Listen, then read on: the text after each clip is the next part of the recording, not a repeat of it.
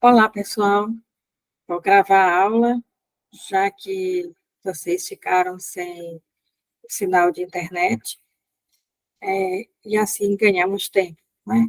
Hoje vamos falar sobre o profeta Zacarias. E vocês podem estar estranhando por que que tem esse número 1 aqui. É porque hoje nós vamos ver apenas os capítulos iniciais, de 1 a 8. São capítulos que pertencem ao profeta histórico Zacarias. Os demais capítulos, do capítulo 9 em diante, será de outro autor. E a gente vai ver isso quando estudarmos esses capítulos que são chamados pelos estudiosos de Zacarias 2. Então, Zacarias 1 é aquilo que equivale ao nosso atual livro de Zacarias, os capítulos 1 a 9. 1 a 8, desculpa. Bom, então o nome é ZKIA, e vocês sempre notem que esse IA é a abreviatura do nome de Deus, do tetagrama, né? E vocês podem ver aqui, né, as duas letras, quer dizer o Senhor, né? Javé, se recorda, porque essas letras iniciais, Zaká, quer dizer lembrar, né? Ter memória. Então, por exemplo, o meu HD externo é chamado de Zikaron, que Zikaron quer dizer memória. Então, quando eu guardo os arquivos, ele é uma memória, né, dos, onde estão os meus arquivos. Então, o Senhor recorda. Então, esse nome vai ser bastante significativo para a profecia de Zacarias. Então, qual o contexto histórico? O contexto histórico é o mesmo contexto histórico de Ageu, tá certo?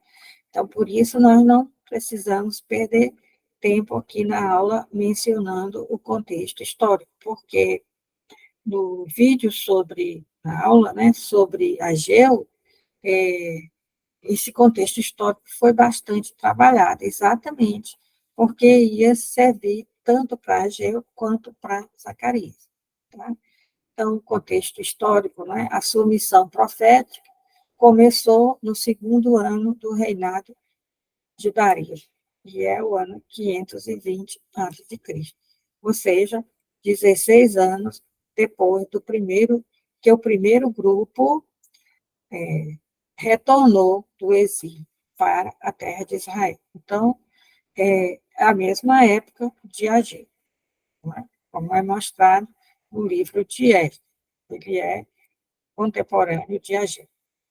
Então, o Zacarias, semelhante a Ezequiel, era da classe sacerdotal. Aí fica bem claro pelo valor que ele dá ao sacerdócio de Josué, etc.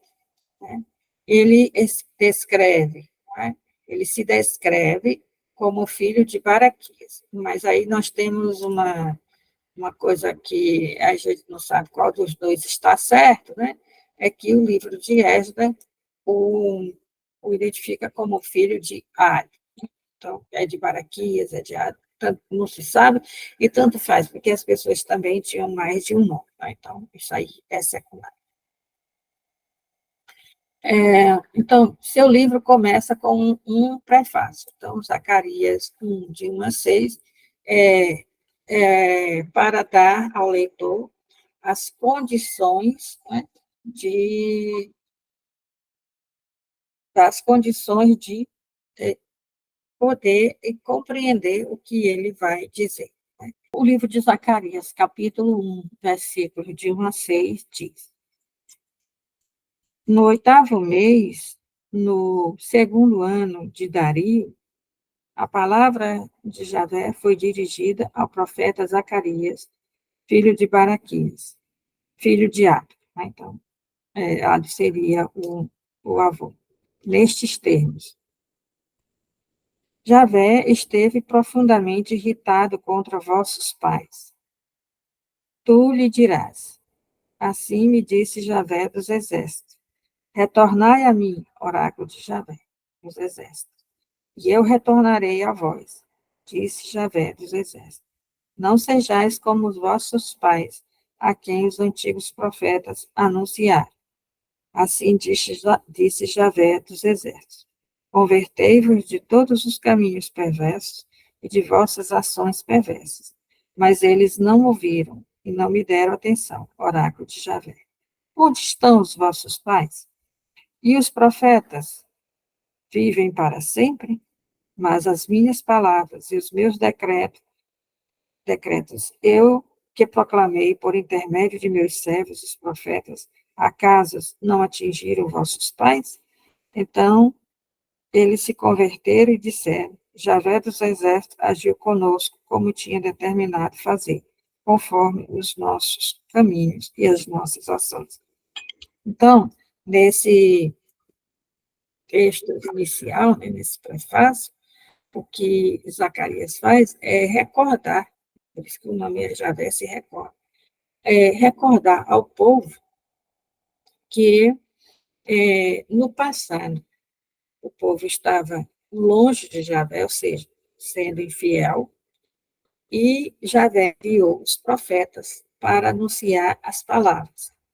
Mas, hoje em dia, né, aí na época de Zacarias, não existe mais aquela geração, nem a geração daquele povo e nem daqueles profetas. Mas a palavra que o Senhor anunciou, essa palavra aí é eficaz, né? Essa palavra é, age. Né? Então, a geração antiga, que era rebelde, ela foi atingida por essa palavra. Quer dizer, Deus teria dito, né, que o Zacarias retoma isso, que Deus teria dito, através dos profetas, que se eles não se convertessem, ia acontecer o exílio. Eles não se converteram, e a palavra de Deus acabou realizando aquilo que foi anunciado. Né? Eles foram levados para o exílio. Então, na verdade, essa leitura é uma leitura posterior. São os profetas do exílio que veem o exílio como um castigo de Deus por causa da infidelidade do povo.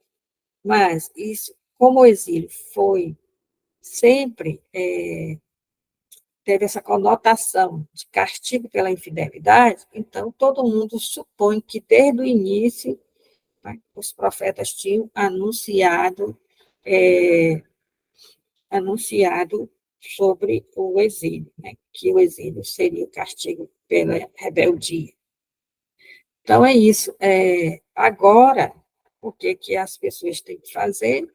Elas têm que voltar ao Senhor, têm que retornar. E é muito interessante, porque em hebraico a palavra se afastar significa transgredir, significa ser infiel. E a palavra retornar significa arrepender-se, né? Que está aqui nesse texto. Então, a gente tem que voltar, a geração agora tem que voltar para o Senhor, tornar ao Senhor, porque senão vai acontecer com ela o que aconteceu com a geração passada. Tá? Então, o seu livro começa com um prefácio que recorda a. Deixa eu apagar isso aqui. Vou apagar tudo isso aqui. Então, seu livro começa com um prefácio que recorda o passado da nação, com a finalidade de apresentar uma solene exortação à geração presente. Então, olha o que aconteceu no passado, não vamos fazer a mesma coisa, tá? Depois segue uma série de 8 visões, uma sucedendo a outra em uma única noite. Né? Então, são 8 visões. Então, eu acho assim, que tem um texto não,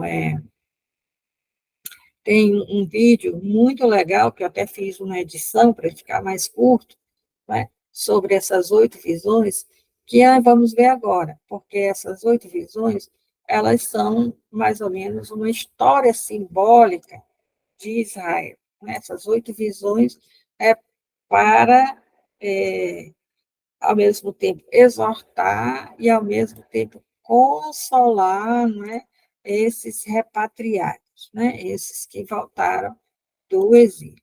Então, vamos ver agora essas 8 visões.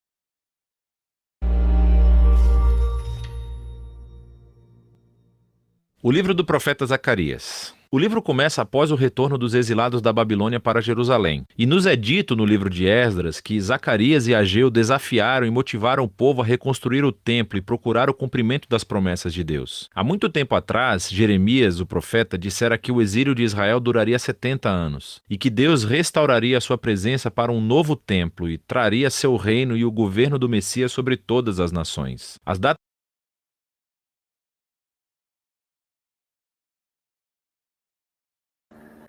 Então, olha, quando se fala de que o exílio duraria 70 anos, o povo da Bíblia entendeu que dentro de 70 anos, todos, os membros do povo de Israel que existissem, iriam morar na terra prometida. Quando Ciro, rei da Pérsia, permitiu que eles voltassem para a terra deles, reconstruísse o templo, reconstruísse a religião, a cultura, só uma pequena parte voltou. Não há mais exílio, do ponto de vista político e jurídico. Todos os judeus, a partir daquele edito de Ciro, podem voltar para a sua terra. Só que a maioria não voltou por diversos motivos, que são muito bem compreensíveis. Só uma pequena parte voltou. Então, o que entende esse pessoal que voltou, que a gente chama de repatriados? Eles entendem como se o exílio não tivesse terminado, porque as pessoas estão ainda dispersas e cada vez mais espalhadas ao longo do Império Persa. Então, é como se o exílio continuasse. E, então, nesses 70 anos, voltou um pequeno grupo. Então, o que eles pensam? Que Jeremias diz, dentro de 70 anos, todo mundo está de volta, e é a hora de Deus fazer uma nova aliança. Lá em Jeremias 31, fala dessa nova aliança. E o que eles estão vendo é que isso não aconteceu. Então, claro, politicamente, o exílio terminou, mas não de fato, porque muitos ainda têm impedimentos para voltar, não impedimentos políticos. Não há nada que os obrigue a estar fora de Israel. Mas é que não é viável para a maioria que construiu sua vida lá no exílio. Não tem como jogar tudo para o espaço, tá certo? Então, só para a gente entender aqui que eles estão perguntando, e aí? Está chegando ao fim dos 70 anos. Cadê esse Messias? Cadê essa nova aliança? E cadê o retorno de todo mundo? Todos os que estão nos países estrangeiros, dentro do Império Persa, voltar para cá. Cadê esse povo? datas no início desse livro nos dizem que esses 70 anos estão quase no fim. Mas a vida de volta à Terra era difícil e parecia que nenhuma dessas promessas se tornaria realidade. Por quê? E o livro de Zacarias oferece uma explicação. Tem um conceito bastante claro. Há uma introdução que define o tom para uma grande coleção de visões de sonho de Zacarias. E isso é concluído pelos capítulos 7 e 8. Vamos nos aprofundar e ver como o livro se desenrola. Ele começa com o desafio imposto por Zacarias à sua geração de voltar a Deus e não ser como seus ancestrais, que se rebelaram e se recusaram a ouvir os profetas anteriores, o que os levou ao exílio. E agora, os exilados. Então, essa primeira parte aí foi a que eu li, né, para vocês, que foi esse prólogo, né, essa introdução, versículo 1, de 1 a 6. Então, quando ele diz assim, volte para Deus, está dizendo, se converta, né, se arrependa, volte para Deus, tá? Não faça como os antepassados. Retornados respondem positivamente a Zacarias. Eles se arrependem e se humilham diante de Deus, ou assim parece. A próxima grande sessão é uma coleção de 8 visões que Zacarias teve, e só para prepará-lo, elas são cheias de imagens estranhas, muito parecidas com seus sonhos. A ideia de que Deus se comunica com as pessoas através de sonhos simbólicos é muito antiga. Ela remonta ao livro de Gênesis, os sonhos de Jacó, ou José, ou do faraó. Estes deram significado aos eventos atuais da época, mas também abriram uma janela para o futuro. E assim, Zacarias tem os seus próprios sonhos. E eles foram organizados nesse conceito simétrico muito legal. A primeira e a última visão são acerca de 4 cavaleiros. Eles são como guardas, patrulheiros.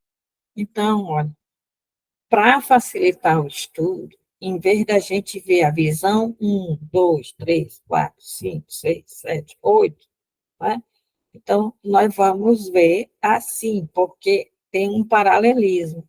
A primeira diz a mesma coisa que a última, né? A segunda diz a mesma coisa que a penúltima, a terceira diz a mesma coisa que a antepenúltima, né? Então, isso aqui facilita bastante, não é, a compreensão. Então, a primeira e a oitava visão falam de 4 cavaleiros, que, inclusive, vão ser retomados pelo livro de Apocalipse de João.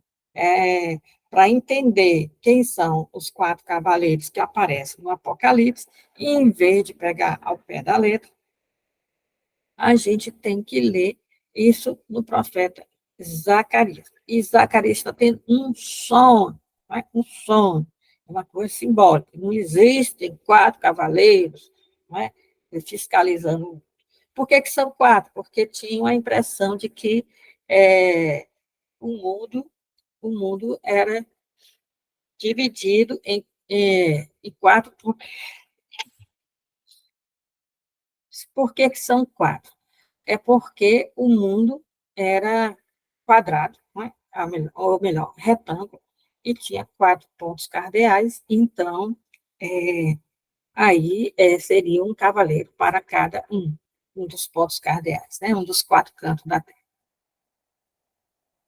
Patrulhando o mundo em nome de Deus. E é uma representação da vigilância atenta de Deus sobre as nações. O relatório é que o mundo está em paz. E, na época de Zacarias, isso se refere a como Deus levantou a Pérsia para conquistar a Babilônia e trazer paz. E então a questão surge agora. Os 70 anos do exílio de Israel estão quase no fim. Agora é a hora do reino messiânico em Jerusalém.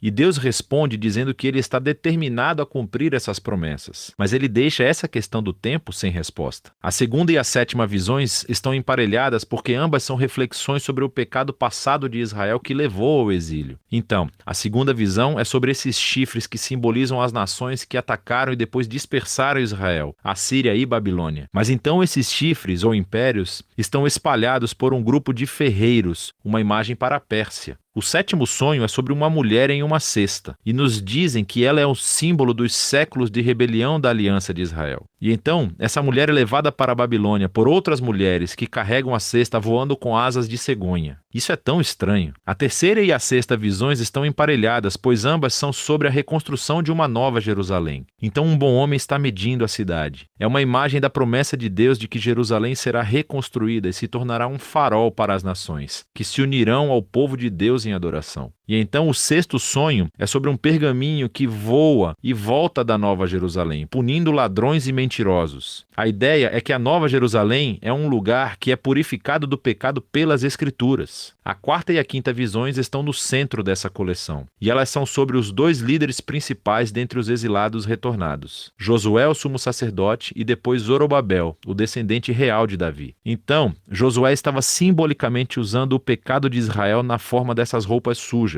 Mas então elas são retiradas e ele ganha roupas novas e um novo turbante, um símbolo da graça e do perdão de Deus. E então, um anjo diz a Josué que, se ele permanecer fiel a Deus, ele guiará o seu povo, e Josué se tornará um símbolo do futuro rei messiânico. A outra visão é sobre duas oliveiras que fornecem óleo para essa lâmpada de ouro elaborada, e em si é um símbolo do olhar atento de Deus sobre o seu povo. E essas duas árvores simbolizam os dois líderes ungidos, Josué e depois Zorobabel, que lideram os esforços de reconstrução do templo. E Deus diz que o sucesso não virá a este novo templo se for o resultado apenas de manobras políticas. Em vez disso, esses dois líderes devem depender da obra do Espírito de Deus. As visões chegam ao fim com uma visão de bônus do profeta e retoma os temas das quarta e quinta visões centrais. É Josué, o sumo sacerdote, novamente. E ele recebe uma coroa e é apresentado como um símbolo do futuro Messias, que também será um sacerdote sobre o reino de Deus. E então Zacarias encerra tudo, dizendo que todas essas visões serão cumpridas somente se a geração atual for fiel a Deus e obedecer aos termos da aliança. E assim, todos juntos, essas três visões enfatizam como a vinda do reino messiânico está condicionada a que essa geração seja fiel a Deus, o que leva à conclusão dos sonhos. É outro desafio para Zacarias. E um grupo de israelitas vem e eles estão de luto pela destruição do antigo templo por quase 70 anos. E eles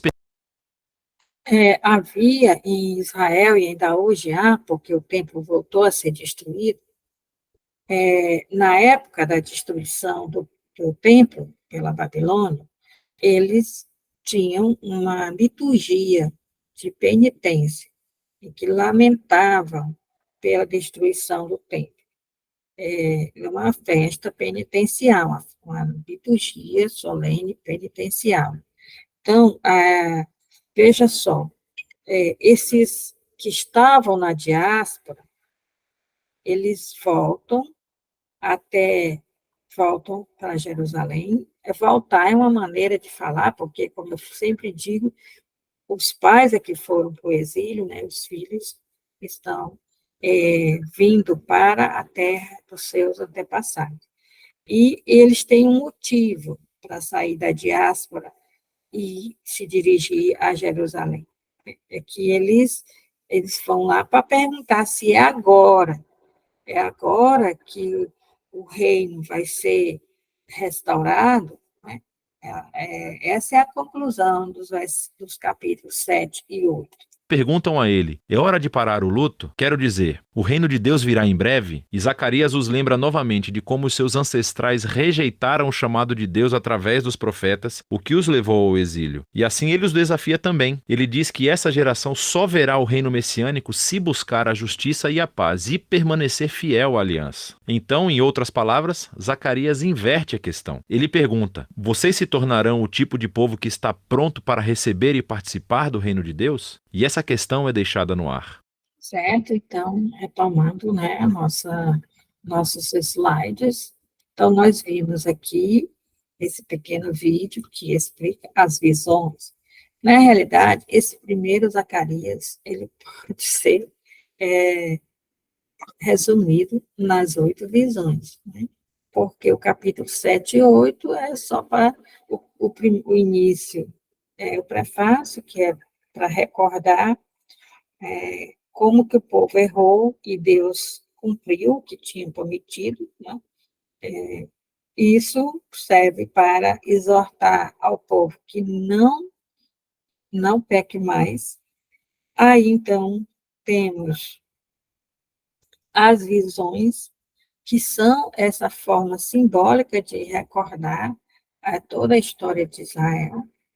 E temos, então, capítulos 7 e 8, que são de exortações para que o povo não faça como os antepassados, né? Aqueles que já vieram há 16 anos atrás para reconstruir a cidade, e os que estão chegando agora, que é uma nova caravana de repatriados está chegando, e eles têm um motivo muito especial, né? Certo? Então, aqui continuamos dizendo a coroação simbólica. É coroação porque aquele turbante sacerdotal, ele é uma coroa sacerdotal, né?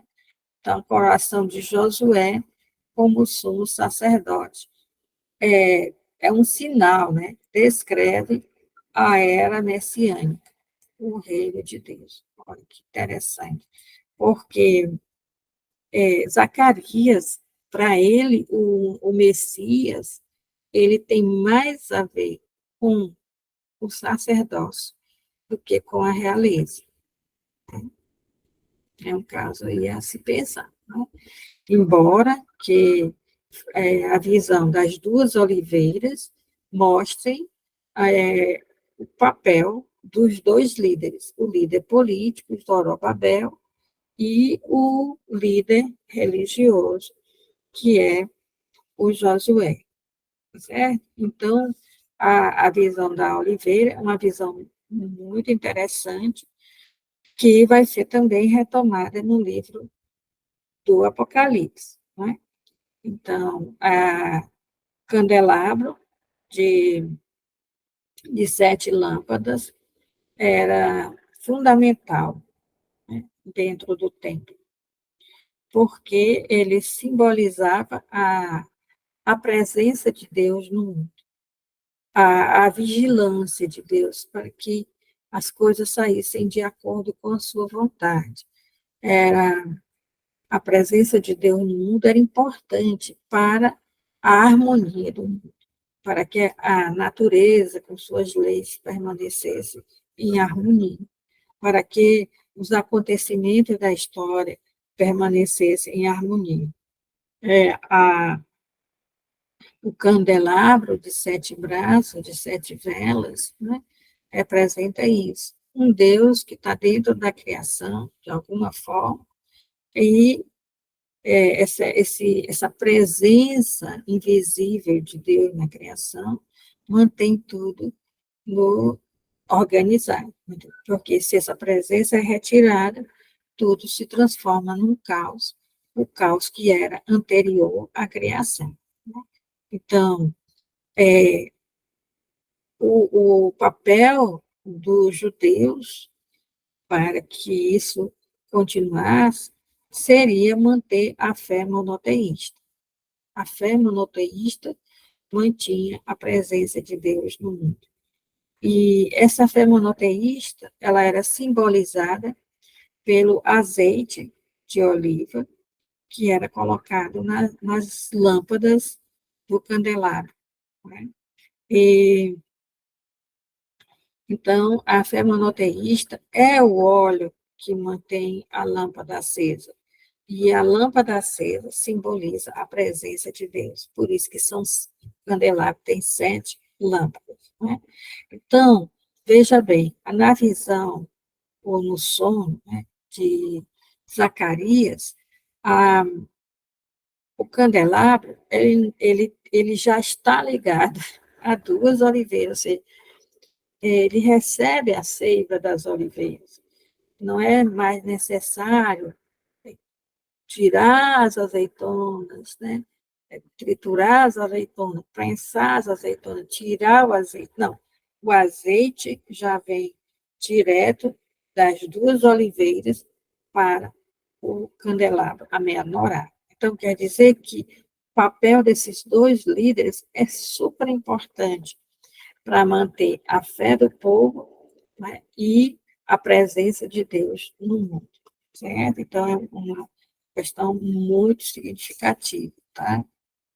Tirar aqui que eu acabei borrando aqui o slide, tá? Então, vamos para o próximo slide. Então, aqui é o finalzinho, os capítulos 7 a 8 se passam 2 anos depois, né, das visões.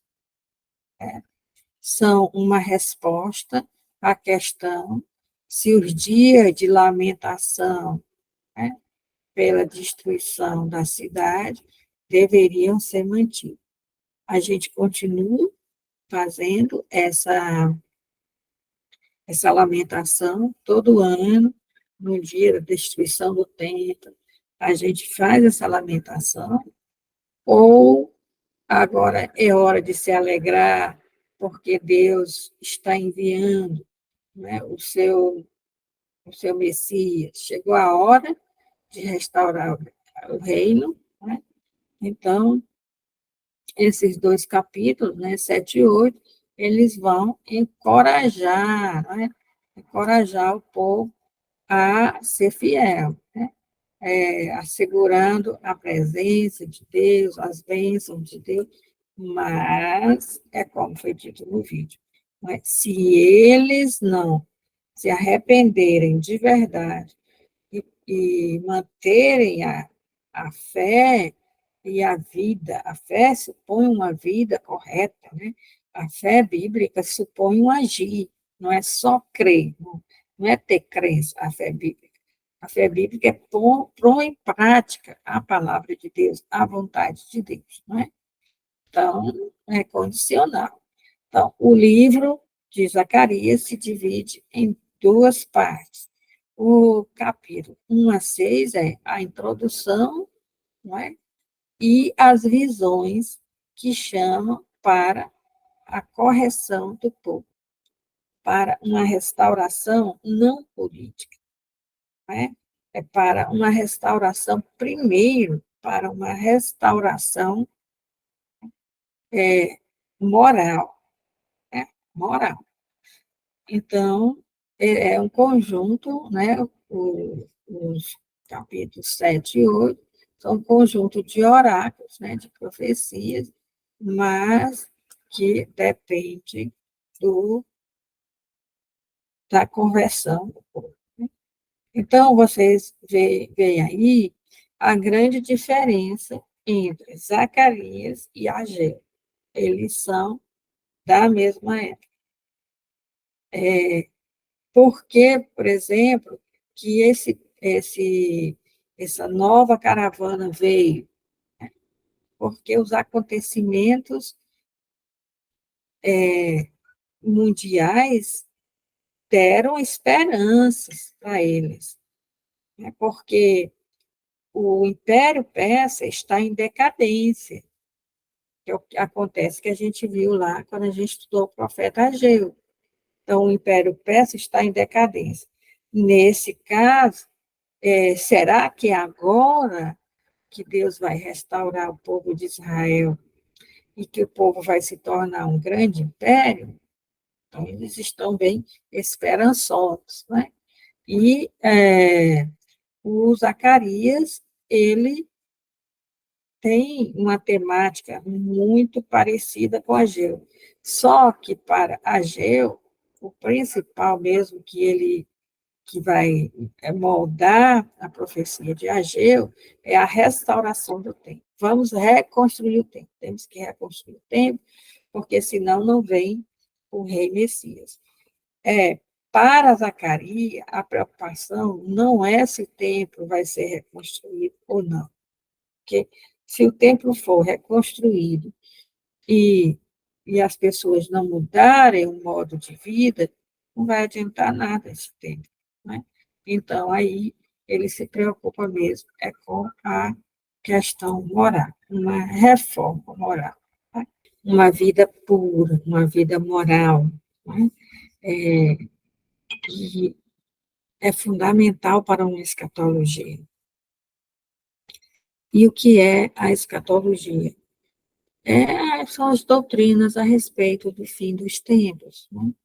Então, para o pensamento bíblico, o fim dos tempos não significa, primeiramente, destruição do planeta. Não é isso que eles estão falando, né?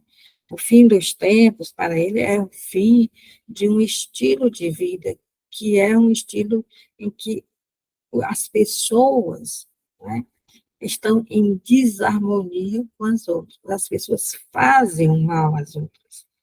Né? A natureza fica em desarmonia por causa desse estilo de vida do ser humano. Então, é como se Deus fosse recriar, né, o modo de viver, recriar o, o, o modo dos relacionamentos, né? E isso seria o final de um mundo, o final de um modo de existir e o início de outra forma de existir, de se relacionar com a natureza, com os semelhantes, com Deus, né? Então, veja, os distúrbios políticos, a decadência, não é, do Império Persa deu motivação para que novos, é, novas caravanas de repatriados fossem até a terra de Israel, né, a província da Judéia. E esperando, assim, que já chegasse o tempo do luto, o tempo da penitência, né? E agora seria a, a era messiânica. Deus enviaria esse Messias, esse líder, né, que vai comandar o povo e vai fazer de Israel o reino de Deus. E, então, o reino de Deus, como eles pensam, é um grande império, é Israel reinando sobre as nações. E é isso que vai estar na cabeça dos discípulos de Jesus quando começam a seguir Jesus. Quando Jesus fala em reino de Deus, eles pensam em que Israel vai se tornar um império mundial, né? Como foram os impérios, como no caso da época é o Império Persa, aí na época de Zacarias, né? Tá?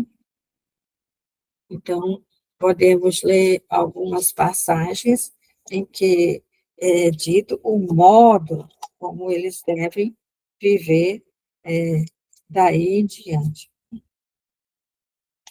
Como deve ser o modo de vida das pessoas, se quiserem que Deus restaure Israel e, e faça, né, acontecer a era messiânica. Então, se a gente pega o capítulo 7,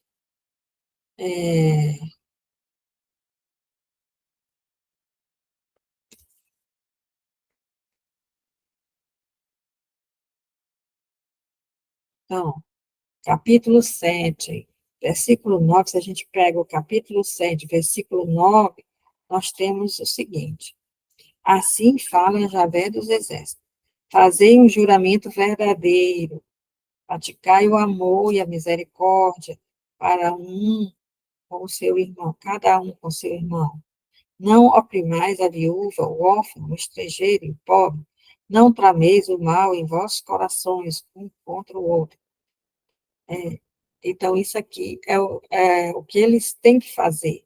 E tem mais, Zacarias vai dizer que isso já foi pedido, né, há muito tempo, que isso já foi pedido aos ancestrais desse povo, dessa geração que está aí, e essa geração não fez, não é?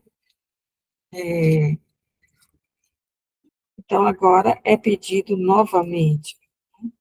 Se isso acontecer, é, vai dar tudo certo, mas se isso não acontecer, vai, é, isso, não vai fazer nada, né? Não vai, se eles não, depende muito deles, né? O Zacarias está dizendo, a gente pode, ninguém vai pegar tudo que o profeta disse como sendo, aquilo ali é uma revelação que Deus está falando, né? Que Israel vai ser um grande império. Isso é o que eles entendem. Não quer dizer que seja isso que, que Deus diz, né? Olha, no capítulo 8, no versículo 16, diz assim: estas são as coisas que deveis fazer. Falai a verdade uns com os outros, fazei em vossas portas um juramento de paz. Não maquineis uns contra os outros. O mal, não maquineis uns contra os outros o mal em vossos corações. Não ameis julgamentos falsos, porque tudo isso eu odeio, oráculos de Javé. Então, a saída para Zacarias, né, para ele não dizer se vai acontecer ou não, esse, esse reino messiânico, né, ele joga isso para o povo. Ele joga que a palavra de Deus está condicionada, a ação de Deus está condicionada ao modo de vida do povo. Então, joga para o povo. Né? Se o povo cumprir direitinho a vontade de Deus, seus mandamentos, essas palavras que ele está dizendo, então vai começar a era messiânica. Se não, não vai começar a era messiânica. E com isso, não tira a esperança, mas também não dá a certeza. Então, é uma saída para Zacarias. Tá bom? Então, é isso. Um abraço, tudo de bom. Qualquer coisa, vocês podem deixar perguntas nos comentários aí do YouTube, tá? Que eu respondo. Tá bom? Eu respondo nos comentários, vocês podem, quem né, está no WhatsApp, pode fazer a pergunta lá no WhatsApp também, que também responde, tá certo? Um abraço.